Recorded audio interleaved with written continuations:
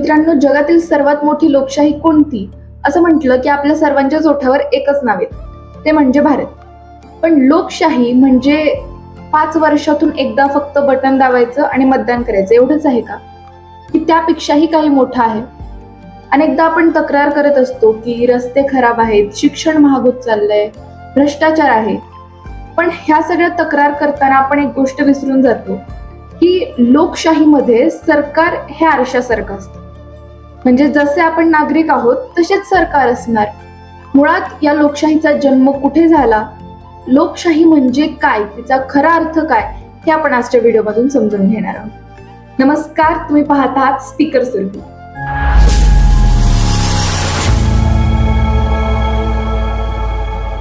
लोकशाही हा शब्द इंग्रजीतील डेमोक्रेसी या शब्दाचा पर्याय आहे.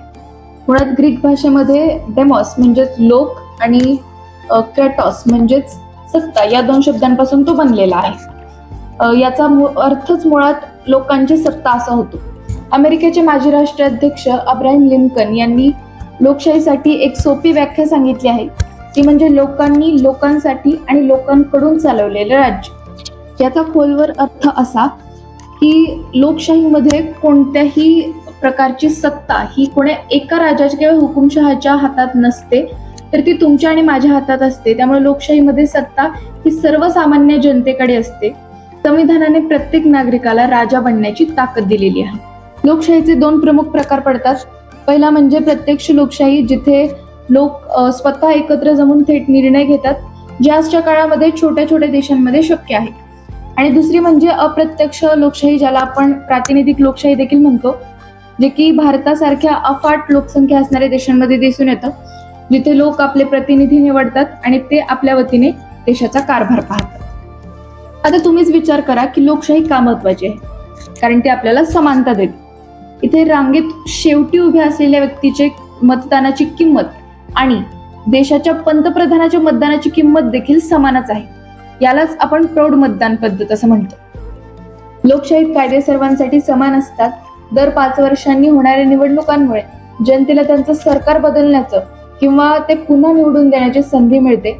आपल्या संविधानाने दिलेले मूलभूत अधिकार, अभिव्यक्ती स्वातंत्र्य आणि न्यायाची हमी हेच लोकशाहीचे खरे खांब आहेत. आज आपण कोणाच्याही भीतीशिवाय आपले विचार मांडू शकतो, हे केवळ या व्यवस्थेमुळेच शक्य आहे. पण मित्रांनो, एक कटू सत्य आहे, आपण हक्क तर मागतो, पण कर्तव्याचं काय? जेव्हा मतदानाची टक्केवारी कमी होते तेव्हा लोकशाही कमकुवत होते. जेव्हा आपण जात, धर्म किंवा पैशाच्या आमिषाला बळी पडून मतदान करतो तेव्हा आपण स्वतःच्याच पायावर धोंडा मारून घेतो. लोकशाही हा एक प्रवास आहे, मुक्काम नाही. जेव्हा आपण स्वतः सोबतच शेजाऱ्याच्या मताचा देखील आदर करतो, जेव्हा आपण नियमांचे पालन करतो, आपण सुजाण नागरिक म्हणून वागतो, तेव्हा खऱ्या अर्थाने लोकशाही विजयी होते. लक्षात ठेवा, एक मत देश बदलू शकतं आणि तुमची जागरूकता ही देशाला नवी दिशा देऊ शकते. तर मित्रांनो, आज आपण लोकशाही म्हणजे काय, तिची वैशिष्ट्ये आणि तिचं महत्त्व समजून घेतलं. जर तुम्हाला हा व्हिडिओ उपयोगी वाटला असेल तर लाईक करा, जास्तीत जास्त लोकांपर्यंत शेअर करा. चॅनलला नवीन असाल तर चॅनलला सबस्क्राईब करायला विसरू नका. भेटूयात पुढच्या व्हिडिओमध्ये. धन्यवाद.